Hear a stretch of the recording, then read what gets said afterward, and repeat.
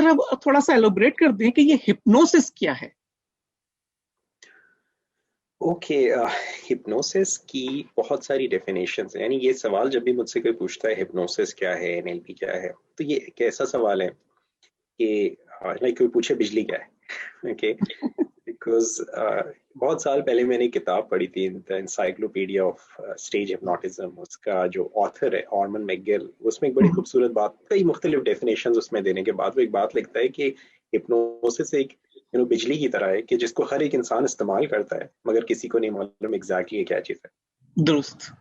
سو اگر ہم پھر بھی ڈیفینیشن میں سمجھنے کے لیے ہم بات کریں تو ڈیفینیشنز میں جائیں تو ہپنوسس کی جو بیسک ڈیفینیشن ہے وہ ڈیفینیشن یہ ہے کہ یہ ایک قدرتی طور پہ رونما ہونے والی ایک ذہن کی ایسی کیفیت ہے جس میں کہی جانے والی بات کا اثر سننے والوں کے اوپر کئی گنا زیادہ اور بڑھ چڑھ کر ہوتا ہے.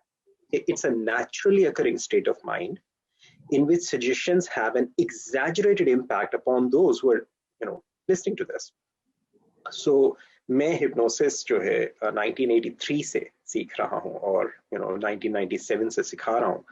تو آج سے تقریباً roughly around 18-19 years ago میری ایک ڈیفینیشن جو بنی تھی وہ ڈیفینیشن یعنی ہپنوسس کے حوالے سے جو میری سمجھ میں آیا تھا، ایسے it's a method of communication. It's a method of communication such that when you speak, others listen, pay attention and follow what's being suggested. Okay. لیکن آج it's like الحمدللہ مجھے سیکھتے ہوئے and I consider myself only a student by the way. تو مجھے تقریباً 37 سال ہو رہے ہیں اور میری اب جو انڈرسٹینڈنگ ہے وہ یہ ہے کہ ہر وہ چیز، ہر وہ بات، ہر وہ آئیڈیا، ہر وہ کانسیپٹ، ہر وہ نوشن، چاہے وہ پازیٹیو ہو یا نہ ہو، اگر جس کو میں نے اور آپ نے بغیر سوال کیے ایکسیپٹ کیا ہے وہ چیز ہپنوسس ہے. کسی نے کہا کہ تم بہت سمجھدار ہو، تم زندگی میں بڑے کامیاب ہو گئے اور سننے والے نے اس کو ایکسیپٹ کر لیا، دیٹس ہپنوسس.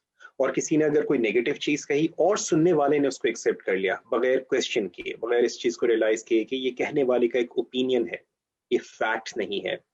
تو ایسی تمام کمیونیکیشن، ایسی تمام آئیڈیاز، ایسی تمام چیزیں وہ بنیادی طور پہ ہپنوسس ہے. اوکے،